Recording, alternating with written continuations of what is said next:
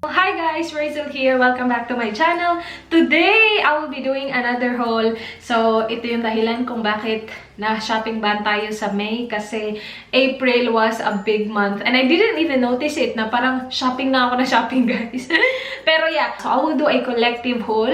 I think this is mainly for the month of April. And I have some stuff from TALEVER as well that I wanted to show you guys. So, okay, first off is the stuff that I have in this bag here. So this I've been wanting for quite a while now. Again, malamig na dito sa Australia. So I've been into like warm clothing kasi I don't think I have enough. Kahit nakapag tinignan mo yung closet ko, parang feeling ko ang dami na. Pero kapag like may lakad, lagi akong, bakit wala akong susuotin? Ganon. Anyway, this is the first thing. I got this from SUPRE, guys. I got this because it was on sale. I actually ordered this online pero pinick up ko siya sa SUPRE store doon malapit sa work. And I like SUPRE kasi meron sila ng mga size ko. Like ito, size 4 to guys. And usually sa mga shop, wala. Yung pinakamaliit nila, size 6 lang. So, I tried the size 4 sa shop and nagkasya siya. So, binili ko siya online. Ang social ng resibo nila, oh. The need to know. So, it comes in. See? Ang social ng envelope. As in, nandito yung resibo ko.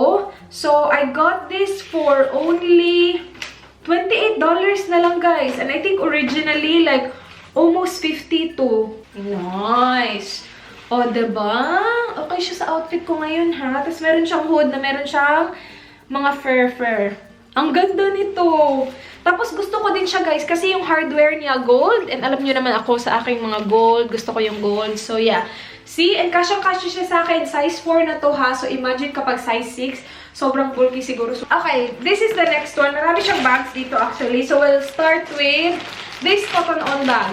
Napili ko to, I think na napunta kami dyan sa Harbour Town, yung kabilang dalawa. And yung binili ko is actually dalawa nito, guys. Pero yung white na gamit ko na siya. And ito na lang black material dito sa plastic bag.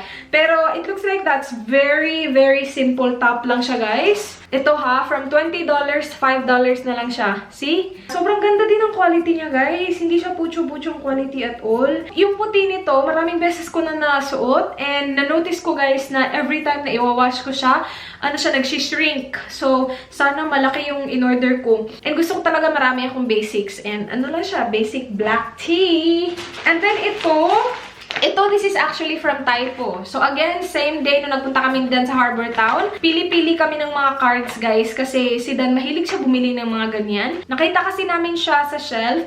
50 cents na lang yung iba. Tapos yung iba, $1. So sabi namin, bumili kaya tayo ng marami.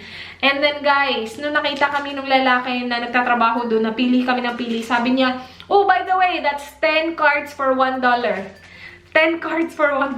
So we got 10 cards for only $1. Sabi niya, you are really good looking. And then, ito din. So, hindi na kami mauubusan ng cards nito, guys, ha? Ang dami na nito. Ito, siguro sa isa sa mga kaibigan ni Dan niya yan ibibigay. Oh, this is cute. So, it's your birthday, who gives a flock?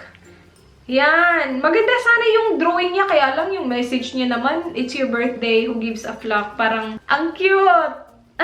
This is what a cool dad looks like. Oh, diba? Ang cute! Ito din ang cute niya. Oh, sabi pa niya nakasale siya ng $3 pero $1, 10 cards na. Ito, relationship status, ganyan, churva-churva. Ayan. Yung mga ganyan, sobrang simple. Ala, ito, sobrang simple lang niya, guys. I'm not sure kung makikita niyo siya. Pero meron siyang barcode. Ay, makikita niyo, barcode. Tapos sabi dito sa baba, happy birthday. Ang ganda, diba? Napaka-simple pero very manly. I like it. Okay, next is another SUPRE bag. Hala, ito! Oh my gosh, nakalimutan ko to ng slide, ha. Naka-discount din ako nito, guys. Ano siya, guys? Long na coat. Ganyan siya, oh. Sobrang, wala. Gusto ko siya tingnan. Parang napaka-businessy, napaka-smart. I don't think what I'm wearing now is gonna be the best to pair with this. Pero ganito yung itsura niya, guys. Hindi ko to binili online kasi tinignan ko online, wala na sila ng size 4 and size 4 to. Inano ko na din siya. Niroll ko na din yung sleeve kasi nga tinry ko to doon. Meron siyang belt. Ganyan. Ang ganda, diba? As in, kasyang-kasya siya sa akin, oh. Hindi siya ganun kakapal. Hindi siya suitable sa weather namin ngayon kasi sobrang lamig. But I really like it, so I got it. Sobrang haba niya din, as in, hanggang like dito. I got this for $40. And originally, I think it was like siguro almost 60. Hindi ko sure ha. But naka $10 less pa ako guys. So I got this for only $30 kasi nag-sign up ako sa kanilang perks. So itong perks na to is pwede siya sa Cotton On Kids, Cotton On Body, Factory, Ruby, Typo, SUPRE. Card lang siya na makaka-earn ka ng points. And because bago akong member ng perks card nila, I got $10 off of my first purchase with a card. So ito yung first purchase ko with a card. So I got this for only $30. Okay, so next is this one from Tem. Ito, naalala ko to. Nabili namin to sa Harbor Town. Yung kasama ko si Nakat. And ito yung pinili ko guys. Sobrang ganda kasi ng kulay niya. Parang ano siya, very deep na red-orange na color. And you guys, this is the size large. Pero maliit siya. Pero gusto ko siya guys, meron siyang hood. And I got that for, magkano ba yun? Naka-sale din yan eh. Or, ay, ito pala, meron palang presyo dito. Originally, $19.95. So, $20. I got it for only $9.95. So, $10 na lang siya. Okay, next one is from Ali. Actually, dalawa to. Kaya lang, isa lang yung natira dito. Kasi yung isa sinuot ko na. Yung sinuot ko na skirt sa binyag. Yung really nice na parang long na fitted skirt na may pa-lace na ganap. Sobrang naka-sale din yun, guys. Kasi yun, $8.99 na lang. Tapos ito, $7.99. Ito lang nakakaloka. Kasi I got this in size 8. Sana kinuha ko na lang siya size 6, guys. Kasi yung size 6, tinry ko siya. Meron akong leggings. Tapos doble pa yung leggings ko nun. Sobrang sikip niya. Masikip siya kasi nga meron din naman akong leggings. Nung tinry ko to, kasya-kasya lang siya. Kasi nga meron akong leggings underneath. Nung pag-uwi ko na isusuot ko na sana siya, medyo ano siya ng konti, medyo loose siya ng konti, kasi dapat nga size 6 ako. Pero sobrang ganda niya, pag ano na lang tumaba ako, kasi ang ganda niya sana, ito sana yung susuotin ko sa binyag eh, pero okay lang yung black, maganda din naman. But yeah, this one was on sale as well, $7.99 na lang, and I think originally mga umaabot to ng siguro $20. Pero yeah. Now, onto the stuff that I got from TALEVER. I actually placed the order, I think, over a month ago na. But I received this just recently lang.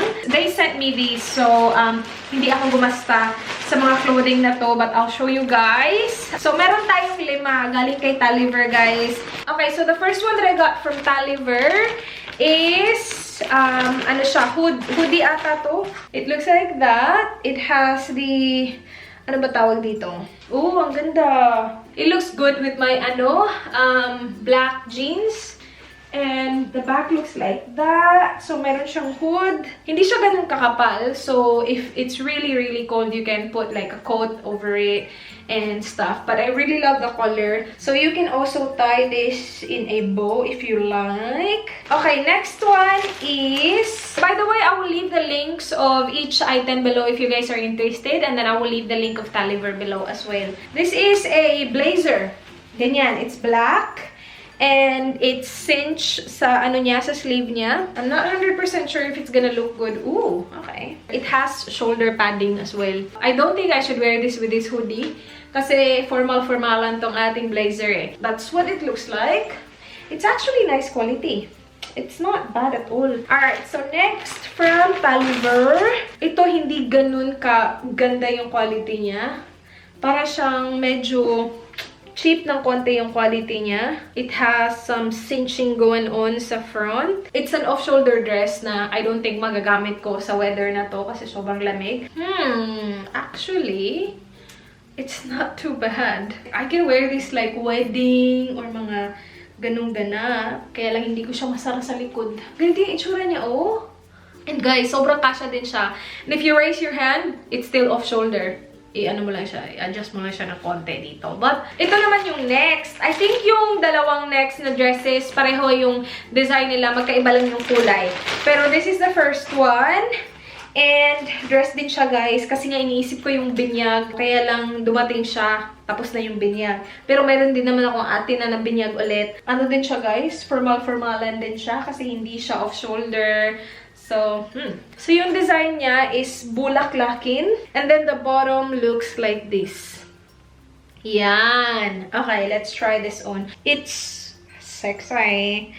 Ooh, okay. It comes with this really, really long string. Wait, sobrang haba naman. Ay, over. Now, guys, meron siyang peaking action dyan. I like that the waist is elastic kasi you can adjust the length. Kapag ganyan lang siya, it's gonna be a bit long. Sorry, I'm wearing jeans. Pero kapag inangat ko siya ng konti, it's gonna be like a perfect length. Just right above my knee, which is perfect. So, pwede ko itong isuot sa binyag. I just need to wear a black tube top or, yeah, like a spaghetti strap underneath and I will be alright. So yeah, the quality of the dress is really nice as well. Sobra. Okay, the next one is the same exact design, same exact print, just different color. So I have it in red as well. I think the reason why I got this in 2 colors because it's in extra small and I was thinking, I'm pretty sure extra small will fit me, so I might as well just get 2. Guys, ang ganda din niya. I just don't understand why this one is really long. No, I like the black better. Yung color ng string niya is white, so you need to wear like a white tank top or a white tube top underneath para makover yung iyong mga babies dyan. But it looks like this. Same deal as the other ones. Nasicinch mo yung ano niya, yung waist niya, and the same style sa bottom part din ng dress. Yeah, it's actually, it looks nice. I just like the black better, way better. But this one's not bad at all. So yeah, that is the last thing sa haul na to. I will leave the links of the TALEVER clothing in the description box. But that's basically it for this video. Thank you so much guys for watching. Please like this video if you enjoyed. Please subscribe if you haven't already. I hope to see you guys at my next one. Do not forget me. Goodbye. Mwah.